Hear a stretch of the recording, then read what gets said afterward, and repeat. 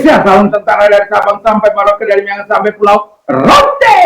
Mantalah iman kita, mantalah kasih kita, mantalah pengharapan kita tentunya dalam Yesus menjadi Tuhan dan Juru Selamat kita. Jangan katakan bahwa Yesus bukan Tuhan, jangan katakan pula bahwa Yesus Tuhan Juru Selamat. Dia adalah Tuhan, dia adalah Juru Selamat. Kalau engkau percaya, engkau akan diselamatkan. Engkau tidak percaya, engkau akan hukum. Yohanes 3 ayat 36. Yohanes 14 ayat yang ke-6, dia sudah berkata, akulah jalan kebenaran dan hidup, tiada seorang sampai kepada Allah kalau tidak melalui aku. Haleluya, mantap. Dan Kisah 4 ayat 12 Petrus mengatakan, dan keselamatan tidak dalam siapapun, juga selain dalam Dia Yesus Kristus. Karena di bawah kolong langit ini tidak ada nama lain yang diberikan kepada manusia.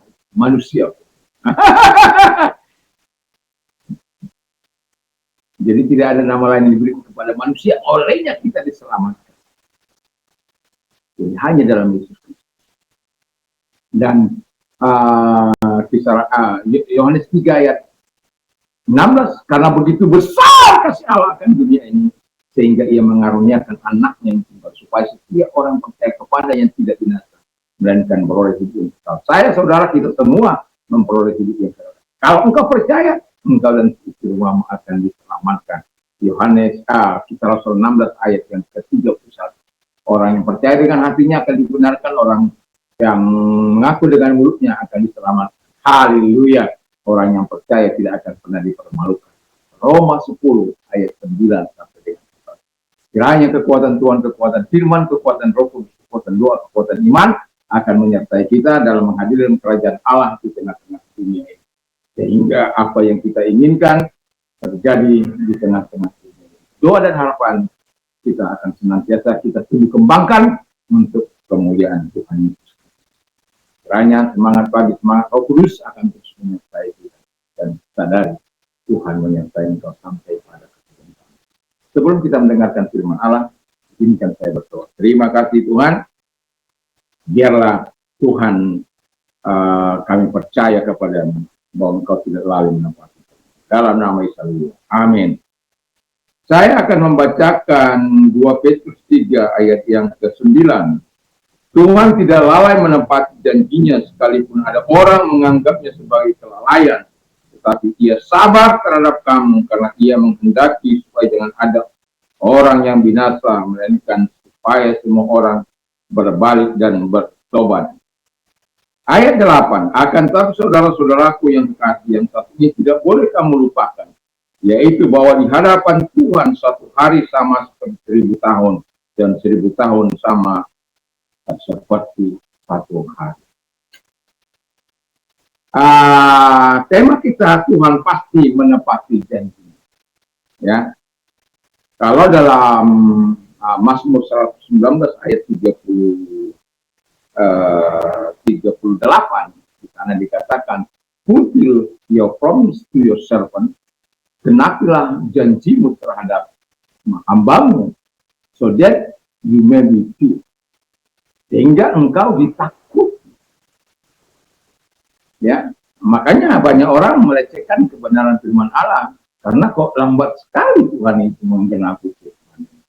Kalau kita baca satu pasal ini, kita akan melihat bagaimana tampilnya pengejek-pengejek. Tapi saya tidak membuat hal itu atau mau mengupas soal pengejek itu. Tapi kita akan melihat apa yang ingin Tuhan mau lakukan melalui penepatan janji, atau Tuhan pasti menepati janjinya. Yang pertama, kenapa Tuhan harus menepati janjinya? Karena dia adalah Allah yang Maha Kuasa. Dia bukan manusia.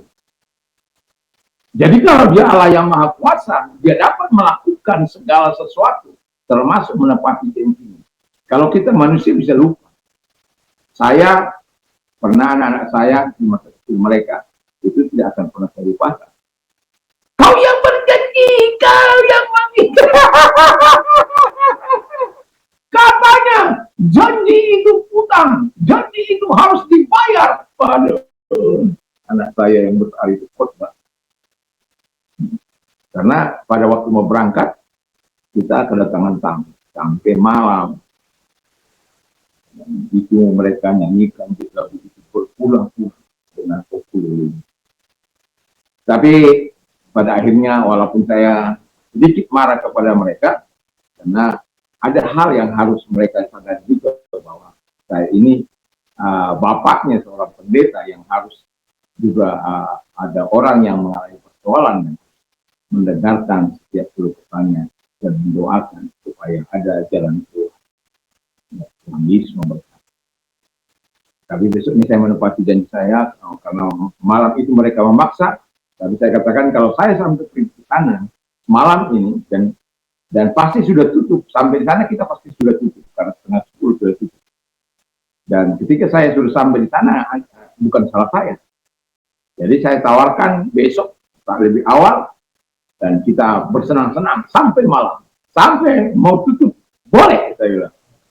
Pada akhirnya mereka setelah pulangnya setelah tutup itu mall, ya pulang naik sepeda motor. Lalu saya katakan kepada anak saya sudah menggenapi janji saya dan saya tidak akan lagi berjanji kepada Anda. Anak saya yang paling kecil, janji aja Pak, janji.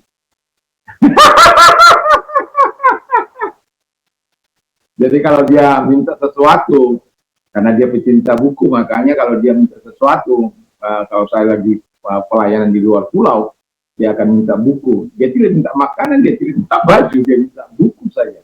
Ya. Dan saya bilang kalau saya dapat atau sempat ke Gramedia, saya akan dapat.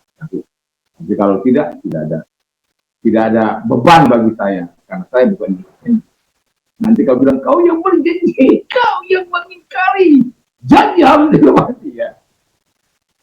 Itu sebabnya berhati-hatilah dengan perkataanmu. Berhati-hatilah kalau engkau berjanji kepada seorang. Ada orang sangat mudah untuk berjanji, tapi menepatinya itu, aduh, yang penting hari itu orang itu senang. Tapi lupa bahwa kesenangan orang itu membuat dia ingat akan kata-kata manismu. Dan ketika dia ingat kata-kata manismu, kata-kata indahmu, engkau tidak tepati, itu merusak Islam. Dan itu sebabnya firman Allah katakan, jangan cepat engkau berkata-kata, jangan cepat berjanji. Apalagi kepada Tuhan. Wah, bahaya itu. Bahaya. Ya, kalau kamu berjanji, genapi. Bayar kata firman Allah supaya engkau diberkati. Nah, jadi karena dia Allah Maha Kuasa, jadi dia bisa menepati janjinya. Yang kedua, karena dia sabar. Bayangkan dia diolok, kapan Tuhan itu datang, misalnya oleh pengolok-pengolok seperti ini, Kang Didi sudah melakukan yang baik, membantu orang. Ada saja saya berapa kali melihat liputannya orang-orang yang digoda oleh Mas Dedi untuk melakukan, dia orang itu dibayar untuk menjelek-jelekkan Mas Dedi dengan penyamaran yang begitu sempurna bagi saya, dan orang itu dibayar berapapun tidak mau. Itu sangat luar biasa. Dan pada akhirnya ya tetap diberkati, ya, sampai dibayar jutaan untuk mengatakan bahwa si Dedi itu jelek, Dedi itu tukang macam-macam. Orang yang tidak mau. Lebih baik dia tidak terima uang itu asal tidak mengatakan orang yang baik itu dengan kata-kata yang jahat. Ingat yang mau saya katakan, ketika engkau mengatakan memfitnah orang dengan tujuan untuk menjatuhkan, meruntuhkan reputasinya, reputasinya tidak akan jatuh. Kenapa? Orang baik akan selalu ada pembelanya, yaitu Tuhan. Dengan itu sebabnya orang yang tulus hati akan terus bersandar kepada Tuhan. Nah, karena Tuhan itu sabar, dan ingat bahwa ketika dia sabar bukan berarti kita sesuka-suka kita, nanti ada timingnya, ya. Dan yang ketiga, karena waktu kita dan waktu Tuhan tidak sama. Bayangkan sama saya, waktu saya 1000 tahun, sama Tuhan hanya 1 hari, ya. Bayangkan itu, 1 hari sama Tuhan 1000 hari tahun begitu. Jadi masih berapa menit? Jadi nggak usah, bukan karena kau olok-olok dalam waktu yang 5 menit itu, lalu kesabaran Tuhan habis. oleh orang-orang ateis yang mencobai Tuhan hanya dalam 15 menit lalu bisa mengundang murka Allah. Tidak. Bukan karena dia diolok-olok maka dia akan menjadi tidak Allah lagi. Tidak. Ya. Dan yang terakhir, karena ia atau Tuhan mau semua orang berbalik kepada dia dan bertobat. Karena Tuhan tidak ingin sebenarnya menghukum orang-orang manusia. Dia hanya ingin menghukum setan yang sudah jatuh dari surga. Dan dia tidak ingin menghukum manusia. Tetapi manusia memilih untuk bersahabat dengan dunia, bersahabat dengan hawa nafsunya, bersahabat dengan dosa, bersahabat dengan setan iblis, dan pada akhirnya satu kali penalti itu akan kita dapat. Bagi mereka yang tidak taat, mereka akan mendapat hukuman baik masa kini, mungkin penderitaan, ketidaktenangan, dan ketidaknyamanan, gelisah hati, tidak ada damai. Masa kini, masa yang akan datang, hukuman kekal. Jadi Tuhan tidak ingin menggenapi janjinya engkau dalam keadaan tidak beres. Dia ingin menggenapi janjinya ketika engkau beres dengan Tuhan. Itu yang Tuhan mau. Sehingga jangan pancing kesabaran Tuhan dengan olokanmu, dengan ejekanmu, apapun yang kau lakukan. Tuhan ingin engkau mengalami terobosan dalam dia, supaya semua orang berbalik dan bertobat. Dan semoga kita semua, saya, saudara, kita semua yang mendengarkan firman Allah, betul-betul hidup dalam pertobatan kepada Tuhan, dalam perkataan, perbuatan, dalam pikiran kita, dalam tindakan kita. Kiranya Tuhan Yesus memberkati mari kita berdoa. Terima kasih, kami percaya engkau tidak lalai untuk menepati janjimu. Walaupun ada banyak orang mengatakan kelalaian, tapi waktu kami berdiri dengan waktunya Tuhan. Dan itulah sebabnya kami, engkau itu adalah Allah yang sabar untuk menantikan pulangan kami kepada Tuhan. Terima kasih. Dan kalau engkau sedang sakit, apapun sakit penyakitmu, percayalah bahwa engkau, Tuhan mampu menolong engkau dan menyembuhkan. Ketika seorang sedang sakit, orang berkata tidak ada lagi harapan.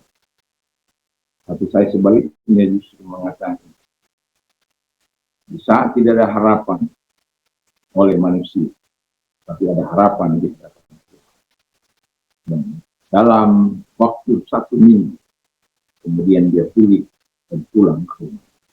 Dan saya pun mengakhiri doa puasa. Dan yang uniknya, Tuhan memberikan kebaikan yang luar biasa dalam hidup, dan menolong segala hal yang kami lakukan.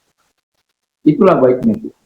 Dan kalau engkau sedang sakit apapun sakit penyakit, percayalah bahwa Tuhan sanggup menyembuhkan. Kalau engkau orangnya arahkan tangan kepada Tuhan, tidak boleh. Lihat tangan-tangan yang diarahkan kepadamu, sakit apapun mereka, dalam nama Yesus kami perintahkan segala sakit penyakit yang mereka miliki, atau minta keluar dan oleh diri sembuh oleh kuasa Terima kasih.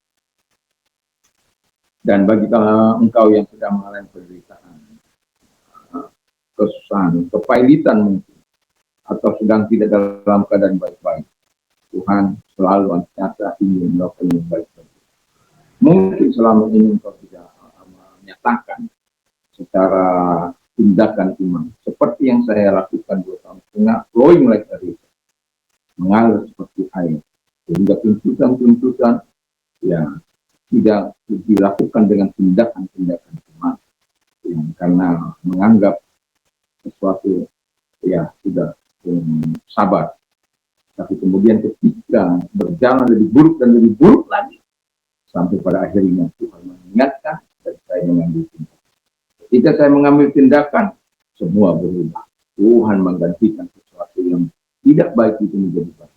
Dan kalau engkau sedang mengalami situasi yang tidak baik, datang kepada Tuhan, lakukan tindakan itu. Jika engkau percaya pada firman, Tuhan akan melakukan sesuatu dengan firman. Dalam nama Yesus, segala hal yang kau katakan dalam firman-Mu, engkau akan tepati. Aku yang melihara, engkau akan tepati. Allahku akan mencukupi segala kebutuhan menurut kekayaan dan kemuliaan. Seperti Paulus katakan, akan ditepati. Dan kami percaya apapun menjadi perbuatan, engkau akan tepati.